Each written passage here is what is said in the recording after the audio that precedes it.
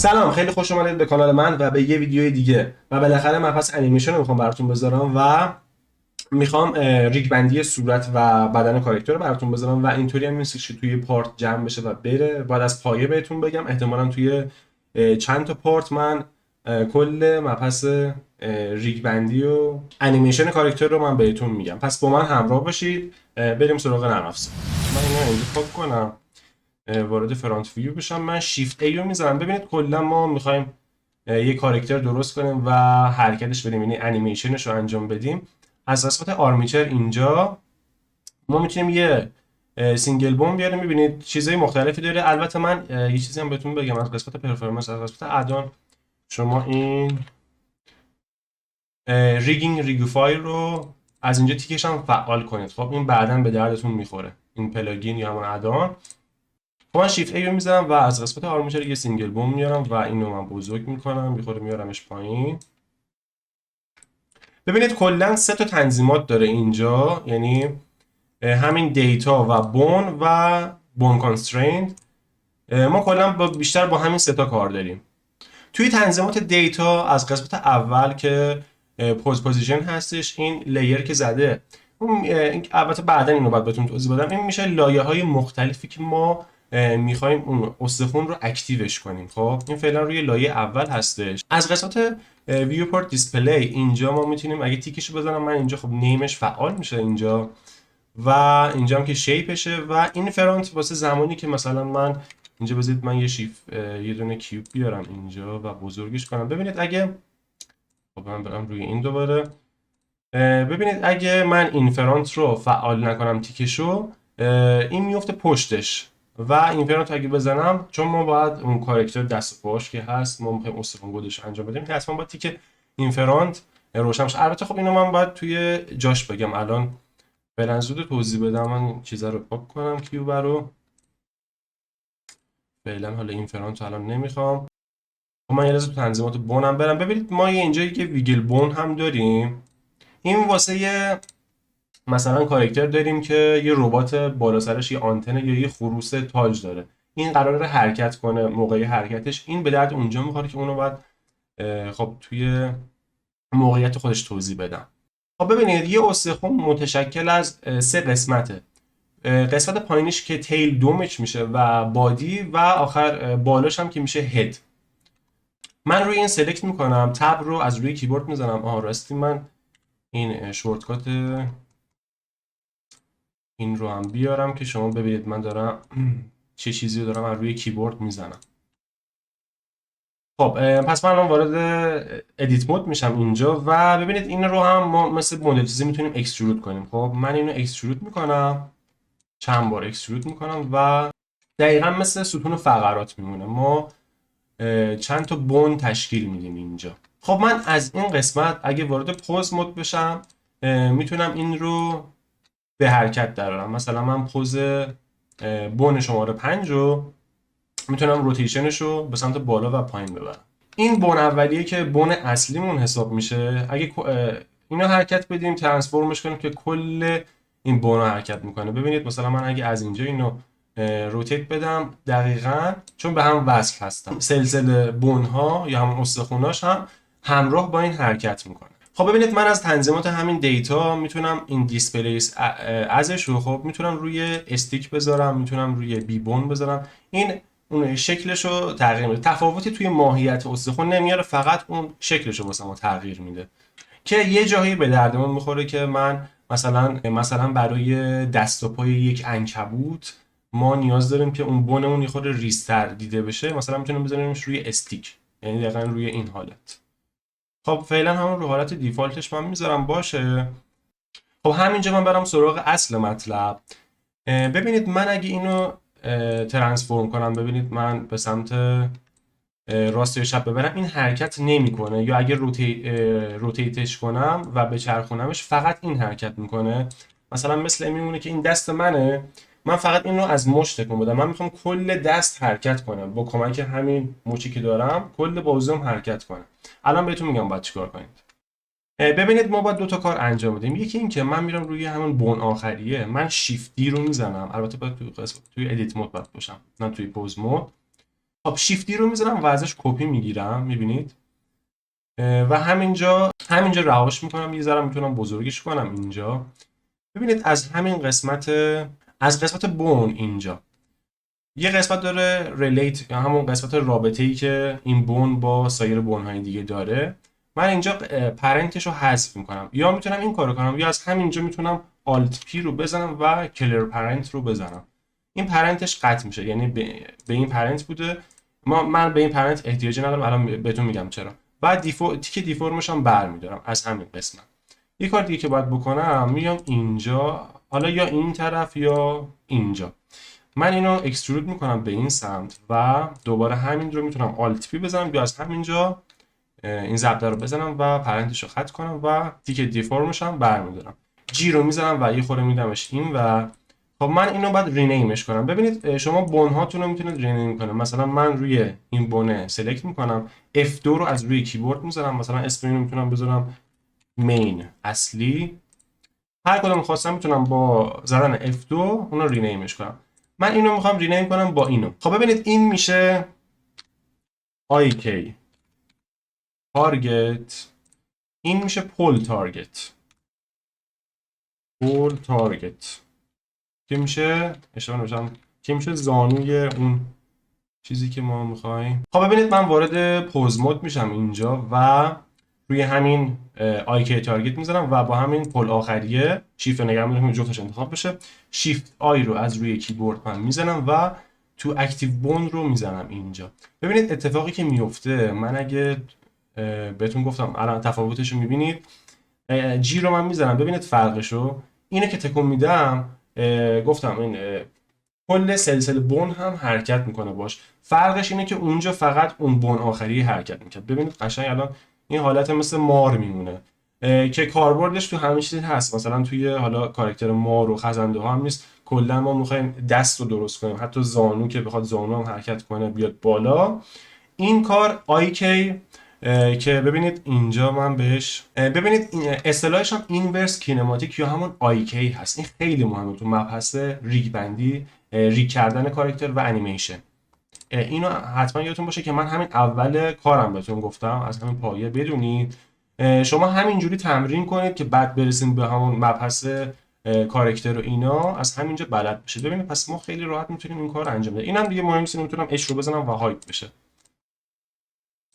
و اینکه اگه بخوام شیفت آی رو نزنم و دستی این کار رو انجام بدم، خب من روی همین بون آخری من میزنم و از همین قسمت بون کانسترینت همین اینورس کینماتیک رو من میزنم اینجا، من آرمچر رو انتخاب میکنم و این رو هم میذارم روی همون آیکی تارگت. دقیقاً همون اتفاق میفته، یعنی اینجا خودم دستی میتونم انجامش بدم یا اینکه با شورتکات شیفت آی میتونم این کار رو انجام بدم. این دقیقاً ما دوباره همون کار رو میتونیم انجام بدیم. و یه چیز دیگه هم که بهتون بگم، از اینجا چین لنت میتونید شما تعیین کنید که دقیقاً روی کدوم بون باشه اون ارتباط پرنتش با اون سلسله بون ها، مثلا 3 4 5 چند تا بره که ما اون کار رو میبینید. این پرنتی که شده این خطر رو میبینید، اون لاینش هم شما میتونید باهاش تعیین کنید.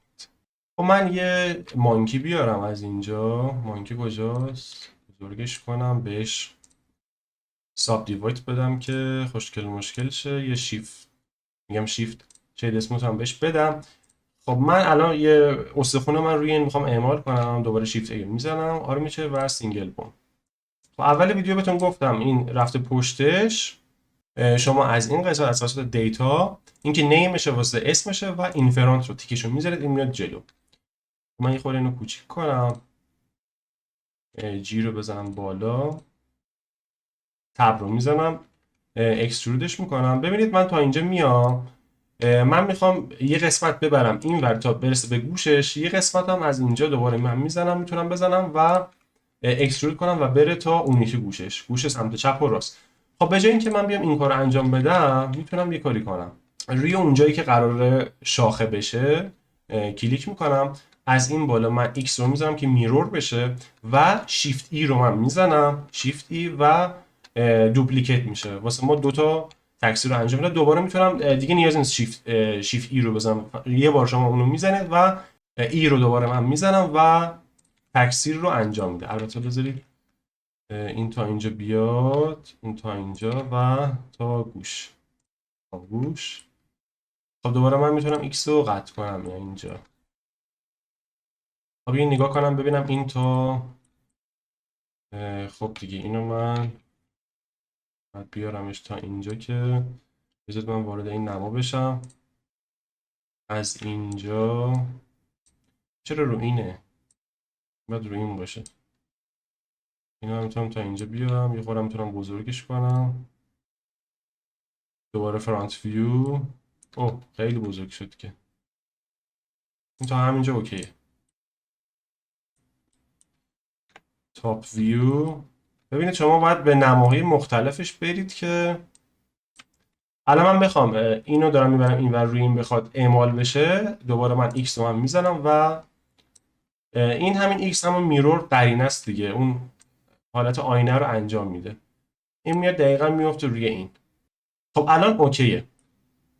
خب حالا این واسه اینکه من بخوام این استخوان، ببینید الان من اگه من وارد پوز مود بشم و اینو من حرکت بدم، خب این هنوز تشخیص نده که آبجکت ما، کاراکتر ما چیه. خب واسه این کار من وارد آبجکت مود میشم، نه پوز مود. من اول روی بادی بدنه یک کاراکتر کلیک میکنم و بعدش روی استخوان. شیفت نگرم دارم اینو جفتش انتخاب بشه. کنترل پی رو از روی کیبورد میزنم و از اینجا خب آیتم های مختلفی داره. اگه کیپ ترانسفورم میزنم که فقط ترانسفورم و حرکتشه، اما واسه یه آرمیچر دیفورم یا همون ریگ بندی کاراکتر من میام اینجا ویت اتوماتیک ویت رو میزنم. این خودش اتوماتیک واسه من ویتش هم انجام میده. الان بهتون میگم ویت چیه. خب من روی همین کلیک میکنم. خب اتفاقی که میفته من روی این بون سلکت میکنم، وارد پوز مود میشم. ببینید من از اینجا اینو حرکت بدم گوشش تکون میخوره. بذارید وارد فرانت ویو بشم. اینجا کلا من اینو حرکتش بدم، این که خب اصلی است، کل بعد گردنش حساب میشه. مثلا ما گردنش تکون میدم، خب کل کله هم تکون میخوره. اینم واسه این قسمتشه. و سایر جاها هم ما میتونیم انیمیشن رو انجام بدیم. مثلا من میتونم اینجا یکی فریم بهش بدم، این یه ذره حرکت بدم، مثلا توی فریم 50 این بیاد پایین. حالا یه پایین باشه یا فرقی میکنه، تو زیاده یه خورده. خیلی رو که بزنم این میاد پایین. دوباره میتونمش بدم بالا. یه انیمیشن ساده است. من کنترل زد بزنم برگردم. می‌خواستم یه چیز دیگر رو توضیح بدم، فعلا حالا خود انیمیشن ما نرسیدیم. اما ویت پینت چیه؟ ببینید من اینجا وارد آبجکت مود میشم. خب از این قسمت من وارد ویت پینت میشم. ببینید الان من اینجا توی این قسمت، خب ببینید این بونی که اینجا قرار داره که بون اصلی ما هست، اون جاهایی که قرمز هست یعنی اون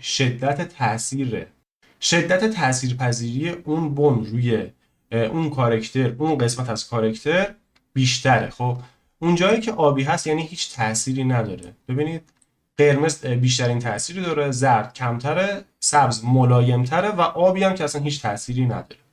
من وارده یکی دیگر رو انتخاب میکنم. مثلا این بونی یک که میشه اینجا، حالا قسمت دماغ و تا نزدیکی چشم و اینا میره، خب اون قرمزی نداره و ملایمتر هستش. ما اگه بخوایم این رو انیمیت بدیم، خب من چیزی که میخواستم بهتون نشون بدم بون سمت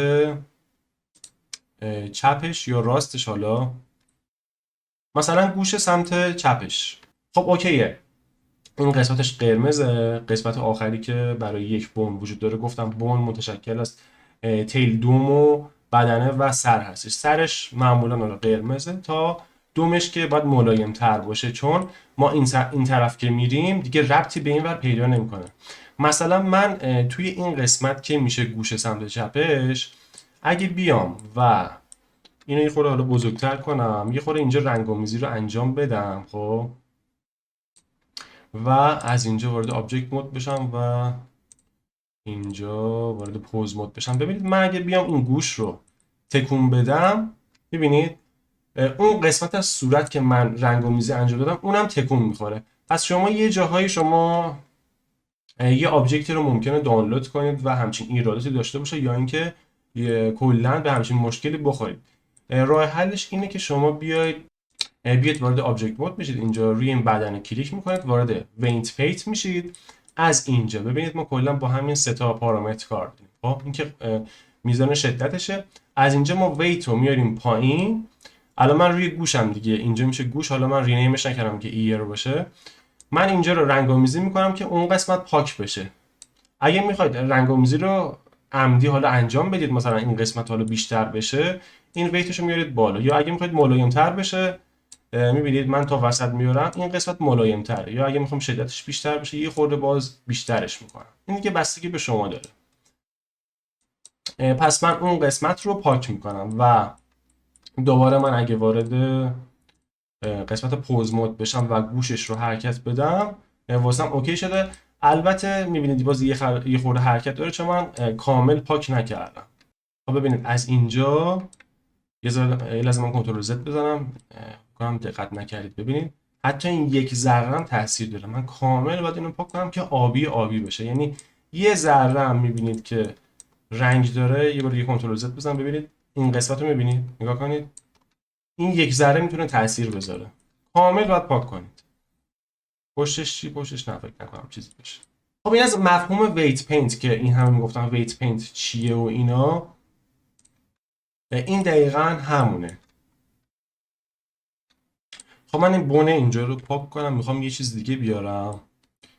خب من دوباره شیفت ای میذارم، دوباره یه سینگل بون میارم، اینو خورده بزرگ میکنم اینجا، وارد ادیت مود میشم و این رو دیلیت میکنم. دیلیت بون رو میزنم. میخوام خب از قسمت ریگوفای، از قسمت سمپل، ببینید شما میخواید که اون فقط بون مخصوص صورت رو بیارید، این کار رو باید انجام بدید. دقیقاً از همین قسمت دیتا، از قسمت ریگوفای و سمپل میایید سرچ میکنید، پیدا میکنید اون چیزا رو. بذارتون میگم فیس چی بود اسمش، فیسز سوپرفیس رو من روش کلیک میکنم و اد سمپل رو میزنم. خب اسم میذارم که بزرگ نمایش انجام بشه، میارمش بالا. حالا من میخوام اینو روی این بیارم که اینفرانت رو نزدم، نه اینفرانت رو تیکشو میزنم که بتونم ببینم. تا اینجا بزرگش میکنم. خب وارد این قسمت رو L رو میزنم که کل اون بخش گوش انتخاب بشه. خب بعد میرورم که فعال میکنم، جی رو میزنم که این بیاد تا گوشش. البته ما باید جهت های مختلفش رو در نظر بگیریم و بچه اینو کامل باید بهش دقت کنید. از کلا جهت بالا پایین چپ راست. ببینید اینجا میتونید مثلا از همینجا، من این تبع الان خالیه دیگه، ببین اینجا میتونید یه تب دیگه بزنید، مثلا اینو بذارید روی تاپ ویو باشه، این قسمت مثلا فرانت ویو باشه. تبای دیگه بیکار نشینن دیگه، همشون انجام بدن. خب و برای چشماش هم من L رو بزنم کلش انتخاب شد و همچنین این دوباره L رو بزنم و این رو یه خورده میتونم بزرگ کنم. ببینم اون اینو باید بیارمش جلو. میبینید از اینجا من دارم میبینم این باید تا جلو بیاد. البته حالا خیلی هم الان نمیخوام دقیق بهش بپردازم و اینا. خب از این قسمت هم من اگه الو بزنم کل این ورش انتخاب میشه. البته کلش هم میتونم انتخاب کنم. البته خب این چیزی که من آوردم، این جمجمه‌ای که آوردم واسه انسانه، واسه مانکی نیست. ولی خب من واسه اینکه یه تستی باشه اینو آوردم و همینجا کفایت میکنه. اوکیه. خب ببینید من روی کل بون کلیک میکنم از اینجا و از این قسمت جنریت ریگ رو میزنم. البته قبلش باید یه کاری میکردم. بذارید ببینم من اینو یه لحظه من کنترل زد رو بزنم، اینجا من کنترل ای رو بزنم و کنترل ای اینو اپلای کنم و بعدش من جنریت رو بزنم. الان اوکیه. بعدش من روی بدنه آبجکت کلیک میکنم و همچنین اینی که واسه من اوورد توی جنریت، کنترل پی رو میزنم و set parent with automatic weight اینو که بزنم اینجا، وارد پوز مود که بشم. ببینید من اینو اگه حرکت بدم، بذارید من اینو اول این چیزا من هایت کنم، این بونا رو من دیگه نیاز ندارم، من اچ رو میزنم که این بره. خب وارد من پوز مود میشم. ببینید الان من اینو حرکت بدم، میبینید اون چشمش هم حرکت میکنه. این هم یه تکنیک دیگه است واسه اینکه ما ریگ کنیم کاراکترمون رو. میبینید چشمش هم حرکت میکنه و از این قسمت هم که واسه آرواره و ایناشه اینا هم حرکت میکنه و اینا. این قسمت هم ببینید یه سری گیرنده ها داره، مثلا این واسه گوشش و اینا، این هم حرکت میکنه.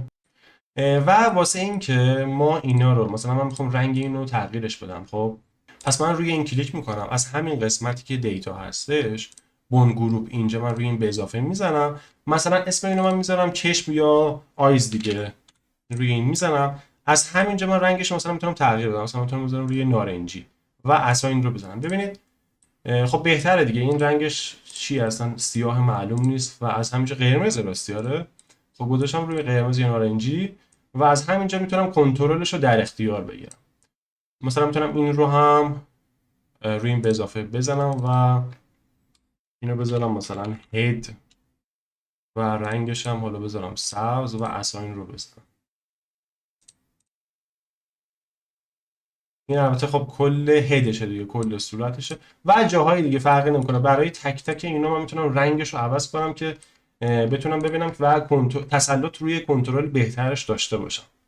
خب فکر میکنم برای این پارت کافی باشه که من توی پارت بعدی دیگه کلا یه کاراکتر کامل بیارم و بریم سراغ این که چجوری کاراکترمون رو یه ریگ کامل بزنیم، از بدنش گرفته پا و زانو و ایناش. گفتم یه مقدمه باشه، شما هم یه تمرین انجام بدید که بعد توی پارت بعدی مفصل بریم سراغ کاراکتر اصلیمون. برای دیدن ویدیوهای بیشتر به کانالم سر بزنید، کانال رو سابسکرایب کنید، ویدیو رو دوست داشتید لایک کنید، توی قسمت کامنت حتما نظراتتون رو واسم بنویسید، من میخونم، پاسخ میدم و منتظر ویدیوهای دیگه من باشید.